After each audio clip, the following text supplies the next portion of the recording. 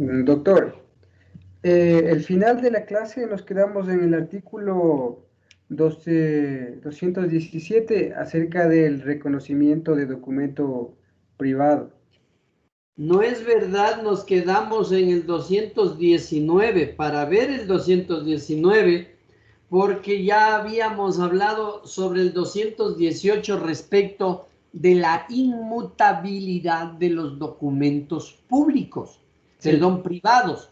Y les decíamos que los documentos privados nunca se pueden transformar en documentos públicos por este principio de inmutabilidad.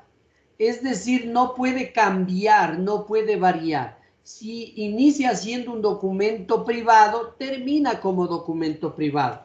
Y les hacíamos una explicación diciendo que no porque vaya llevando a la notaría y les haga protocolizar, no porque lleve a la notaría y les haga un reconocimiento de firma y rúbrica, no porque lleve a la notaría y haga certificar como copias o con pulsas certificadas, implica que ya tengo un documento público. No, ese es un gravísimo error que tienen los abogados, porque pensar que estos actos que realiza una autoridad pública, que es el notario, y al documento privado ya le convierte en documento público. Eso no es verdad, porque el principio de inmutabilidad le impide pensar en ello.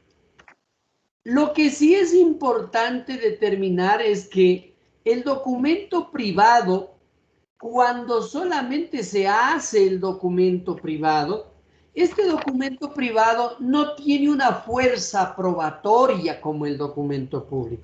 Es endeble, es un poco simple como prueba el documento privado. Pero si nosotros queremos darle una fuerza probatoria al documento privado y hacemos un reconocimiento de firma y rúbrica, entonces alcanza una prueba más eficiente, más eficaz, más contundente la prueba del documento privado.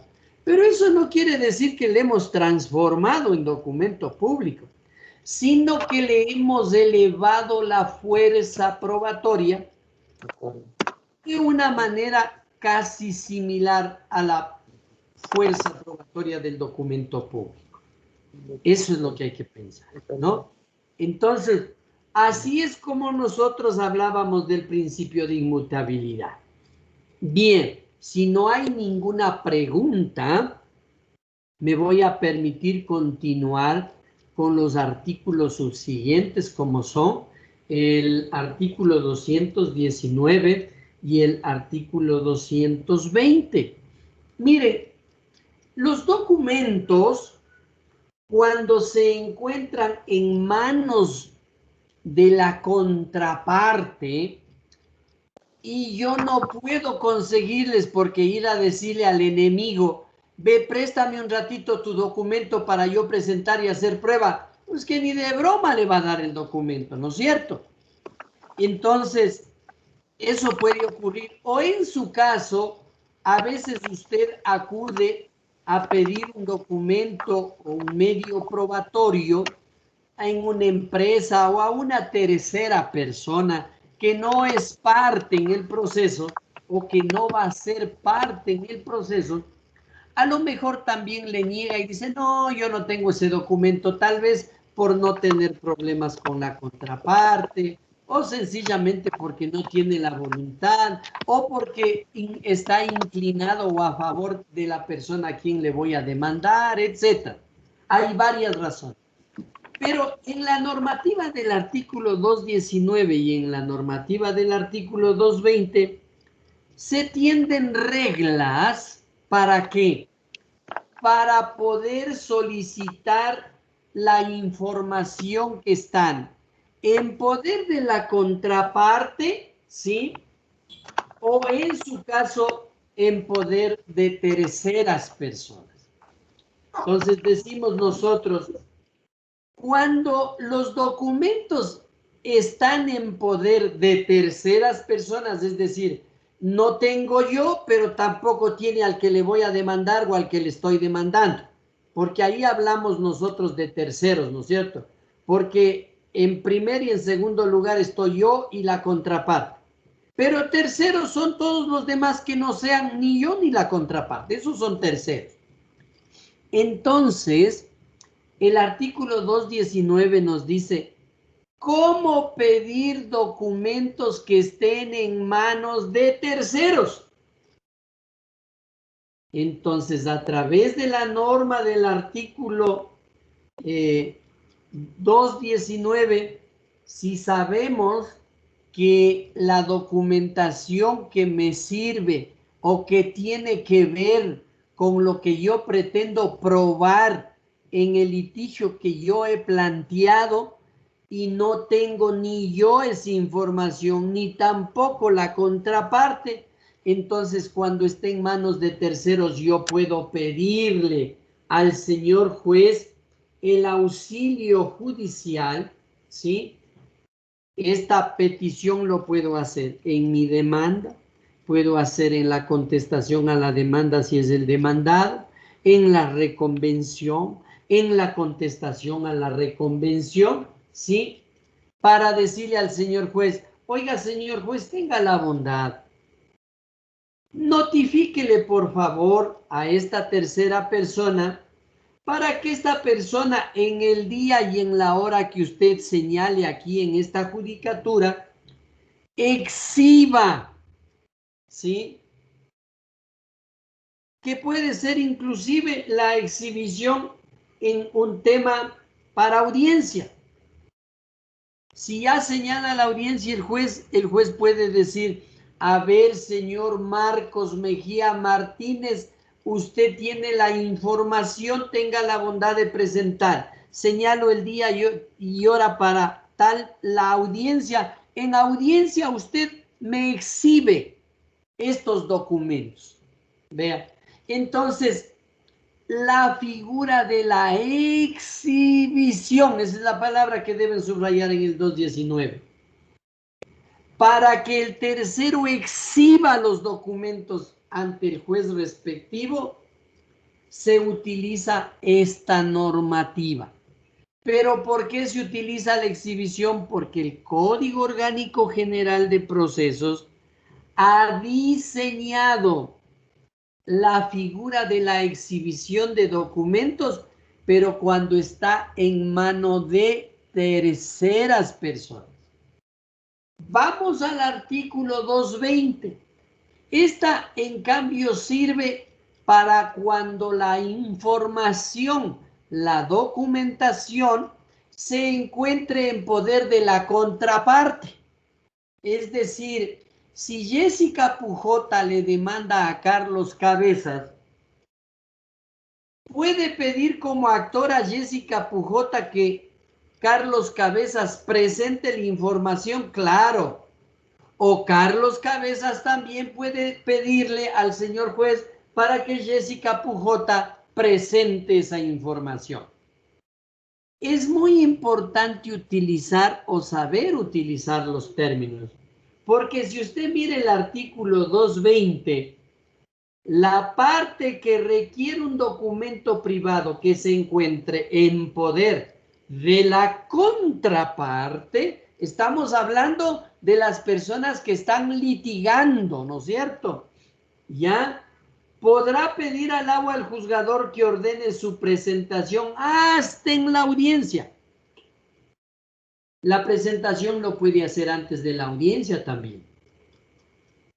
O hasta en la audiencia también. Pero miren, ya no es exhibición. Es presentación.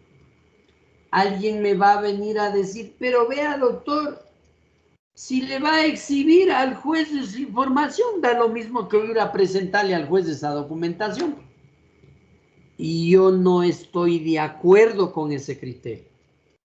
Porque el Código Orgánico General de Procesos, a través de estas dos normas, ha diseñado una diferencia. La exhibición se utiliza de manera exclusiva para aquellas terceras personas que tienen una información, porque le dice, vea, si usted tiene esa información, venga y exhiba, por favor. Queremos ver esa información. Y si usted exhibe, pues a lo mejor sacamos copias de esa información y le devolvemos los originales que usted nos trae y certificamos esas copias y agregamos al proceso. Es como decirle, tenga la bondad, venga, exhiba, traiga esos documentos. Cuando le decimos a la contraparte que presente esa información, es orden. Entonces ustedes deben observar que de acuerdo con el Código Orgánico General de Procesos, las palabras que pareciera son similares en las instituciones, para esta institución no. Automáticamente trazó una diferencia. Y la diferencia es que para los terceros se aplica la palabra de la exhibición y para la contraparte se aplica la palabra de la presentación. Venga y presente el documento, orden. Obviamente, si el que se presume que tiene o es tenedor del documento confiesa que se halla en su poder, automáticamente está obligado a presentar. Porque yo le puedo ordenarle a la contraparte que presente la documentación que me pide una de las partes procesales. Y es una orden. Pero ¿qué tal que no lo tenga? Entonces me puede decir, perdóneme señor juez, le han informado mal. Han dicho que yo tengo esa información, pero yo la verdad no lo tengo. Entonces yo no le puedo exhibir. Pero si esta persona dice lo contrario, señor juez, verdad, yo tengo ese documento, sí es verdad, ya está obligado a presentar. Ya eso es imperativo.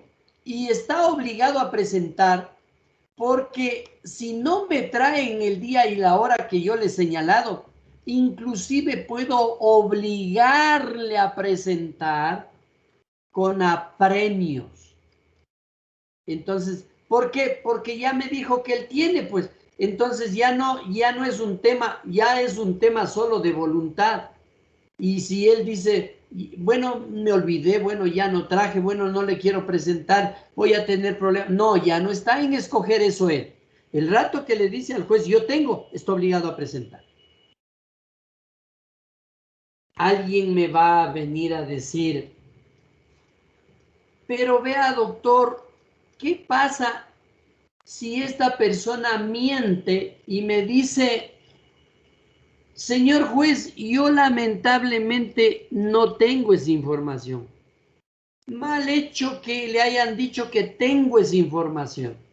O puede ser también con el tema de los terceros. Señor juez, discúlpeme, pero yo no tengo esa información. Yo no le puedo exhibir porque en mi poder no está esa información. Cualquiera de ellos puede negarse a ese tema. ¿Saben qué pasa cuando se niega a sabiendas de que tienes información? La persona que tiene la información debe saber cuál es el precio de eso. El tema es que cuando usted niega que no lo tiene, pero usted lo tiene ese documento en su vida puede utilizar para alguna acción. ¿Por qué? Porque usted manifestó no tener esa información y ante la orden del juez, el no tener equivale a que usted no pueda accionar ni puede utilizar como medio de prueba en ningún otro proceso. Hasta ahí se acabó. Es decir, el proceso se acaba de morir cuando usted, teniendo el documento, no lo quiere presentar. Esta es una de las cosas más importantes de la institución. Por consecuencia, estos son elementos del 219, del 220. Para continuar con el 220 voy a escuchar a Brian, que me está pidiendo la palabra. Me estaba pidiendo la palabra Carlos y luego terminamos con Milalba. Les escucho. Doctor, si bien no lo determina literalmente, con respecto a la presentación, ¿también es mediante los actos de proposición o puede ser de otra forma también? Porque ahí solo dice hasta la audiencia y también no se refiere, no especifica si, por ejemplo, es hasta la audiencia de juicio cuando hay preliminar y juicio o en la primera fase de la audiencia, digamos, cuando es audiencia única. Bien. ¿Por qué pide que se anuncien los actos de proposición?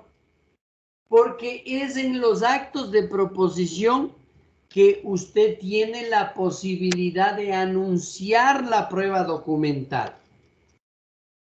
Entonces, usted no puede querer practicar pretender anunciar prueba cuando ya está en audiencia preliminar o en audiencia de juicio. Porque ahí lo que usted pelea es la admisibilidad de esa prueba y la práctica de la prueba, pero no el anuncio de la prueba documental. ¿En dónde se anuncia la prueba documental? En los actos de proposición. Sin embargo, lo que no se dice en la normativa es que a usted también le da la posibilidad de anunciar nueva prueba. Y en la nueva prueba también usted puede pedir eso. También hay la posibilidad de anunciar prueba nueva. También hay la posibilidad de hacer eso. O a su vez, si en la audiencia una de las partes reconoce que tiene un documento y ve que no hay en el proceso y usted para la sana crítica requiere de aclararlo, ¿qué haría como juez? Anunciar o pedir esa prueba para mejor resolver. Eso no está en la normativa, pero está en el código, en las reglas que nosotros ya aprendimos. Porque usted en la nueva prueba o en la prueba nueva puede anunciar prueba. ¿No es cierto?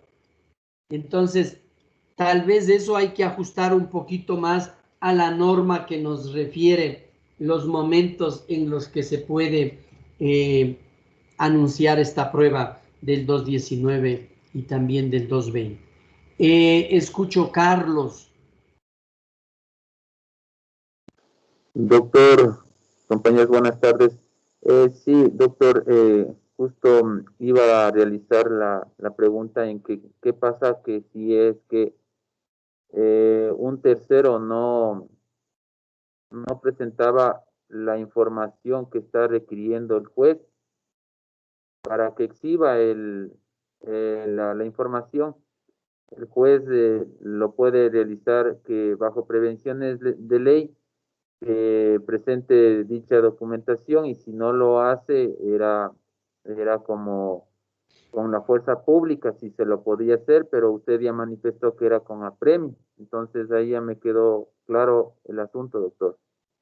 Claro, a más de la sanción, ¿no? Si es que el tercero o la contraparte acepta que tiene la información, pero no ha presentado o no ha exhibido, tal como dicen estas normativas, el juzgador puede sancionarle por mala fe o deslealtad procesal, porque así determina tanto el Código Orgánico General de Procesos a través de la famosa norma que tenemos respecto de la sanción de los temas de la mala fe y de la deslealtad procesal, conforme lo establece el COGEB en el artículo 285, 286, y también en el Código Orgánico de la Función Judicial, de tal suerte que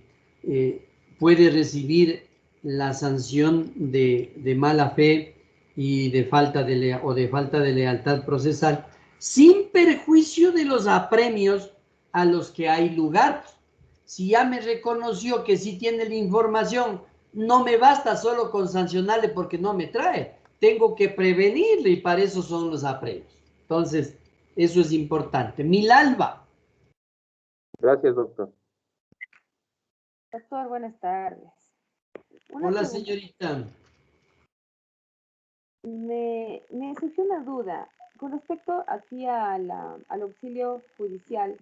Yo también podría acogerme a esta herramienta legal para obligarles que la otra parte presente documentos, ¿verdad?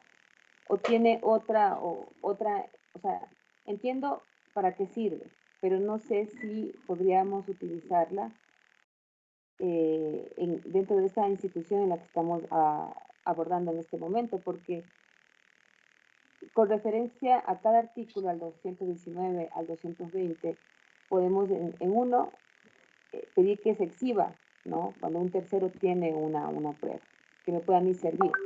Con respecto al 220, ya le obligo a la parte que presente, pero no sé si podría yo utilizar esta otra institución como el auxilio judicial. Ya. Para poder aplicar el auxilio judicial, a ver, el auxilio judicial no se olviden que es una herramienta para cumplir las instituciones del derecho procesal. Es decir, si yo quiero que exhiban un tercero documentos, es que yo le pido al juez como auxilio judicial porque yo no lo tengo esos documentos. Entonces, yo lo que hago es utilizar la herramienta del auxilio para conseguir el propósito de la prueba, que es la exhibición. Es decir, yo le digo, señor juez, auxílieme judicialmente. Tal persona tiene la información. Este es un tercero, pídale por favor que exhiba los documentos. ¿No es cierto? Entonces, el auxilio judicial es una herramienta procesal para acceder a estas instituciones. No es que estén separadas las unas de las otras. ¿Estamos claros? ¿Sí? Sí, doctor, ya me quedó claro. Perfecto. Si necesito que la contraparte presente la información, señor juez, auxílieme. Judicialmente, pídale a la contraparte que presente, porque ellos tienen la información. Entonces, hay que saber diferenciar que el auxilio es tan solamente una herramienta para conseguir los medios probatorios que estamos hablando este momento. Brian. Doctor, una cosa pequeña nomás quería saber. Con respecto a lo que nos decía que alguien sí tiene el documento, pero niega tenerlo, entonces dice que a futuro ya no lo va a poder usar. Pero, ¿qué pasaría en el caso de que lo use? ¿Incurriría en tal vez otro tipo de sanciones o acciones penales, algo así? Lo que pasa es que no es que tiene una sanción penal por utilizar. Lo que sucede es que al manifestar que no tiene en su poder, tácitamente está reconociendo que no tiene esa prueba. Y cuando esta persona pretenda presentar en otra acción, suponiendo que sea contra la misma persona que peleó antes, o puede ser contra otra persona que ya determinó, esta prueba ya no tiene eficacia probatoria. Ya es una prueba nula frente a esto. ¿Por qué? Porque es obvio, yo reconocí, dije que no lo tenía, como es que ahora lo tengo, ¿no es cierto? Entonces, si mañana más tarde alguien tiene que dar cuando yo negué que no tenía, es muy importante saber instrumentar esa prueba. Debo tener una prueba en el hecho de que con el transcurso del tiempo lo pude obtener porque ha tenido tal persona. Entonces, debo llamarle, hacer una declaración juramentada con esta persona ante una notaría que va y diga, yo he tenido esta prueba por tantos años y bajo estas circunstancias le entregué a tal persona. Entonces, yo puedo demostrar que a la fecha en que me pidieron yo no la tenía. Pero ahora que yo necesito esa prueba, tenía tal persona y me entregó, entonces me relevo de esa sanción que existe a la negativa de contener la prueba. ¿Alguien más quería preguntarme? Milalba creo que estaba otra vez alzando la mano con desesperación ahí por preguntar algo. No, doctor, ya Bueno, Yo, doctor, no sé si está levantada la mano, sí está levantada, pero no sé si sale. Yo tengo una pregunta. a ver. Lo que pasa es que, no sé si lo entendí mal, pero en el artículo 220 dice que de no cumplirse la orden judicial, se sancionará la fe y deslealtad procesal a quien incurra en ella. No sé si esto también se puede, o sea, se aplica o se puede revertir contra la persona que alega que la contraparte tiene ese documento, en plan de que la persona, digamos, yo digo que la contraparte tiene un documento y lo alego, pero es solo para que se le califique de mala fe. ¿Puede haber como que algún tipo de sanción a mí por alegar falsamente que la otra persona tiene un documento? Claro, es precisamente para eso también la norma. Si usted le lee el espíritu de la norma, está estableciendo de que usted puede decirme, vea, señor juez, la otra parte tiene ese documento, dígale que le presente. Y la otra parte me demuestra que no tenía por qué tener ella esa información. Eso es mala fe. Y también se le sanciona.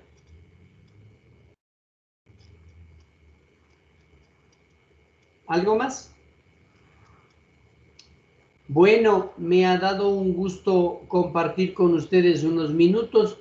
Que tengan un muy buen fin de semana y ya nos vemos la próxima clase. Descansen. Gracias, doctor. Gracias, doctor. Hasta luego, doctor.